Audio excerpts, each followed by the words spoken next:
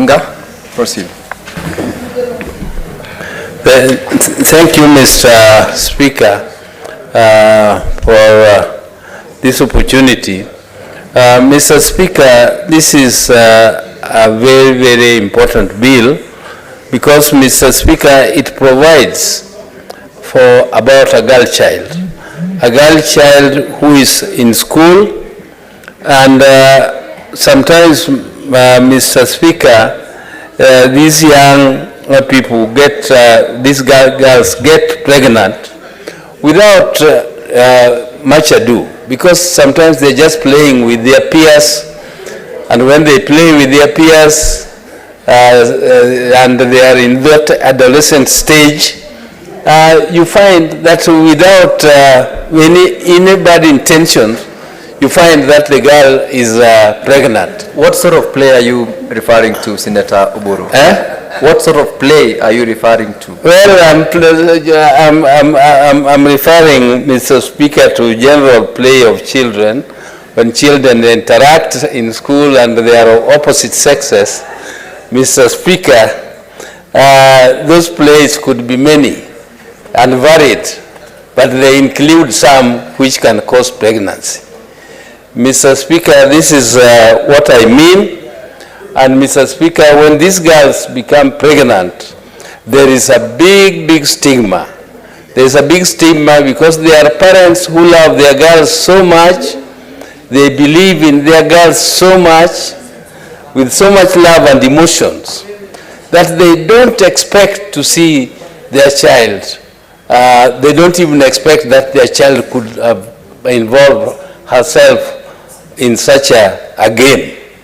And Mr. Speaker, because of this stigma, sometimes you find some girls even commit suicide.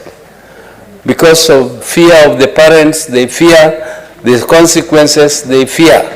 And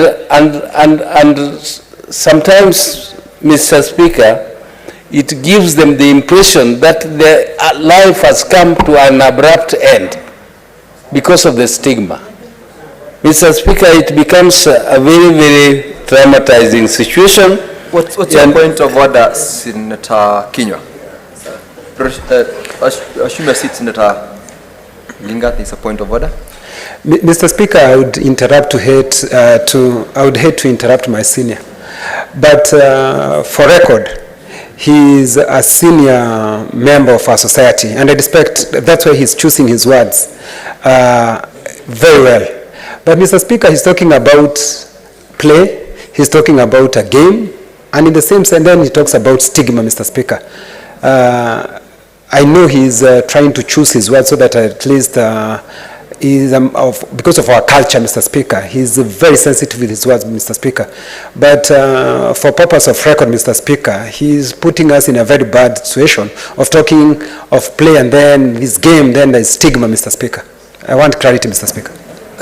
Senator Kenywa, I'm very sure you have answered yourself that bit, especially by making reference to the seniority of Senator Oginga in terms of the choice of words.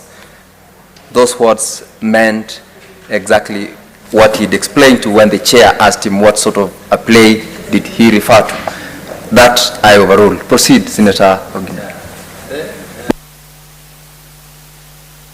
Thank you, Mr. Speaker, for protecting me. I know some of these young people, they enjoy interrupting me.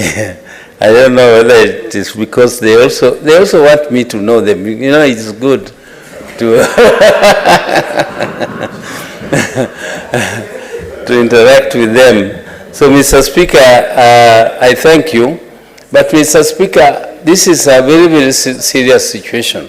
Mr. Speaker, I know there is a lady in my area who slept out of their home for one night. And because of the love the dad had for her, and when he was imagining what could have happened overnight to her girl sleeping out of the home, he even took a spear and threw at her. And the lady disappeared. And that is those old days, Mr. Speaker. And the lady disappeared and only came back after 35 years with children who are almost that age, 35 years, when her father died. Because of the culture, our society would really not want their girls, particularly my community where I come from. We used to respect virginity. We used to expect that our girls would be married when they are virgin. But these days, that does not happen, but it is, I think, something which, is still happening in other ways in terms of love for our children, for our kids, and this protection which is being provided by the bill, where a girl who gets pregnant, a girl child who gets pregnant while in school will, of course, not only sit her exams, but also continue with schooling with support from both national and the county governments, because it is a girl and a man or a boy child. They should be enjoying equal rights. The boy who goes, who causes that damage to that girl goes scotch-free and continues with his education or her education unhindered, whereas the girl goes through stigma, through trauma, and through all that suffering. So the girl must be given all sorts of support by the society so that she can continue to get her education, to get her rights, and be very useful in society. Because when you educate a girl, you educate the nation. When you educate a boy, sometimes these boys are just around you. They want your property. Some of them even kill their parents. But the girls, they are very supportive. Me, I love my girls. I love my girls. Girls support their parents. Girls are actually they are the happiness of the family, because they support the family, and they must be encouraged to study. Because, Mr. Speaker, our society did not encourage girls to get education. Our society thought that girls were just meant for dowry, so that the parents get money from the dowry to educate the boys. But things have changed. The society has changed.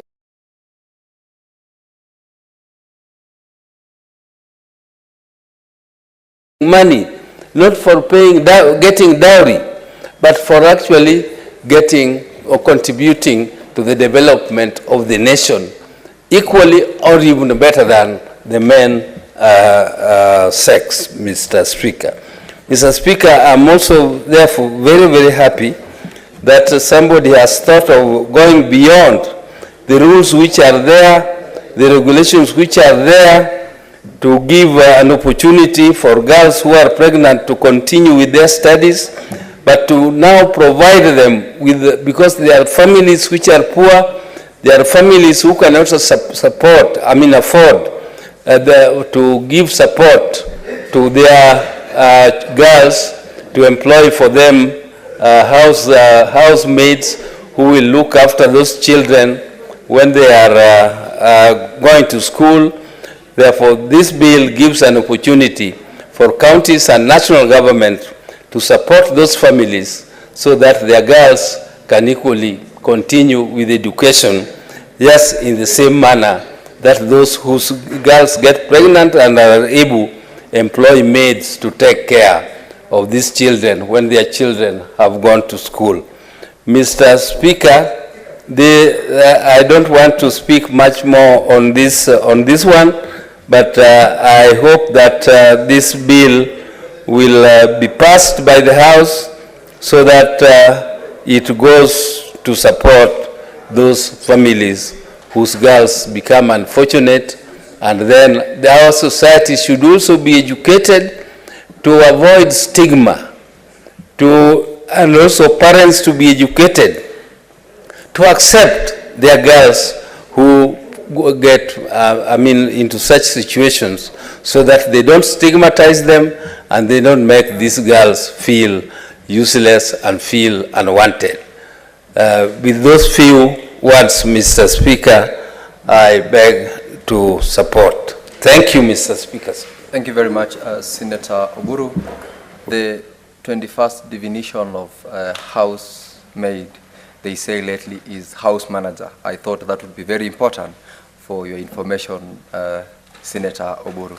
Senator Kajwang Moses.